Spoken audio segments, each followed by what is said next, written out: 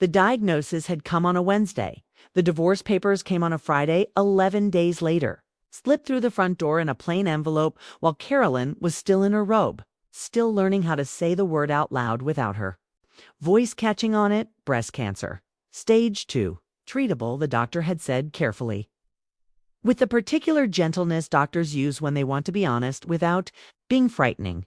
She had called her husband Daniel from the parking lot of the oncology clinic, sitting in the car with both hands in her lap. He had listened quietly, said the right things, told her they would figure it out together.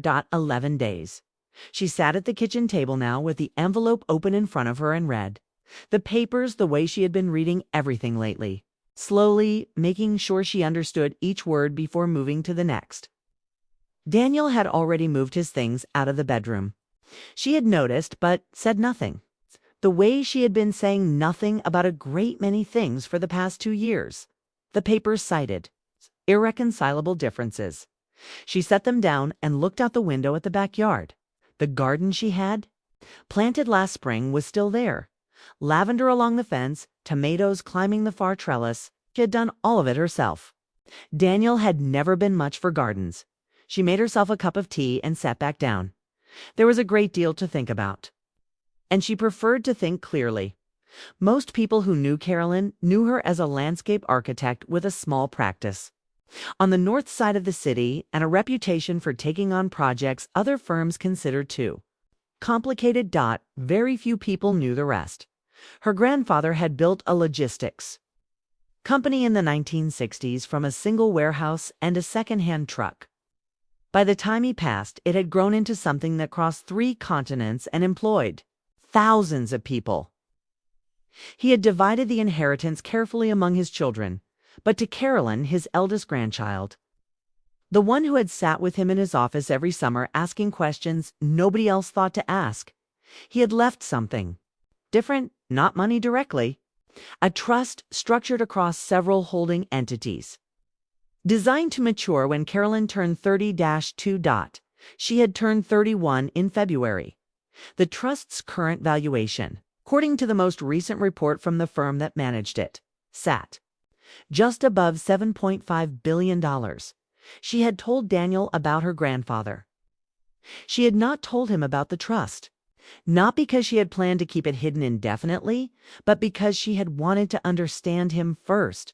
Understand who he was when there was nothing extraordinary at stake. So had spent 4 years learning the answer to that question.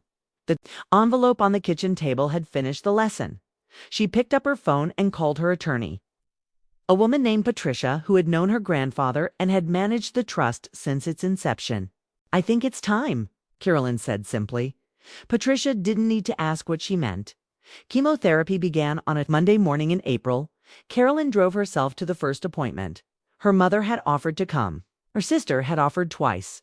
Carolyn had thanked them both and gone alone, not out of stubbornness, but out of a need she couldn't entirely explain to face the first one on her own terms, in her own silence, without managing anyone else's feelings alongside her own.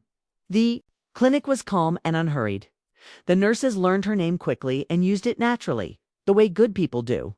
She brought a book she'd been meaning to read for years and sat in the wide reclining chair by the window and read 40 pages while the 4 tripped steadily beside her.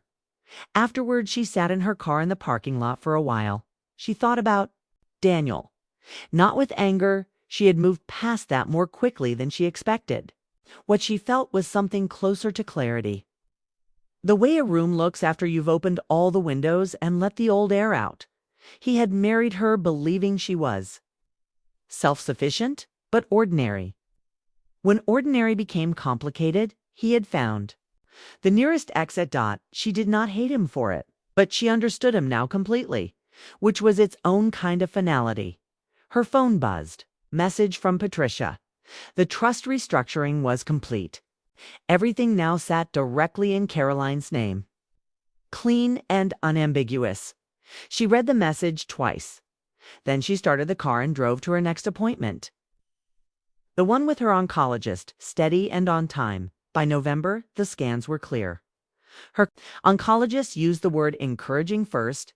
Then, when Caroline looked at her directly, used the word she had actually been waiting for: clean. She drove home through the early dark of a November evening with the heat on and the radio off.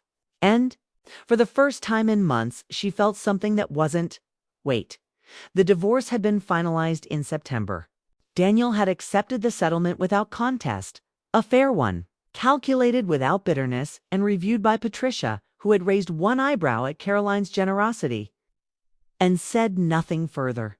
He had never learned about the trust. Caroline had considered once whether to tell him. Not to wound him, she wasn't built for that. But because some part of her had wondered if knowing would have changed anything. If he had understood what she carried, would he have stayed? She had decided, eventually, that the question didn't matter. The man who would leave his wife 11 days after a cancer diagnosis was not a man who would have been improved by knowing her net worth. Money didn't build character, it only revealed the shape of the one already there. In the spring, she took on a new project, a public garden commissioned by a children's hospital on the east side of the city. She designed it with wide, quiet paths and benches placed where the afternoon light lasted longest. She broke ground on a Thursday morning in March, standing in the mud in her boots, exactly where she wanted to be. She had been through the worst of it. What came next was entirely hers to build.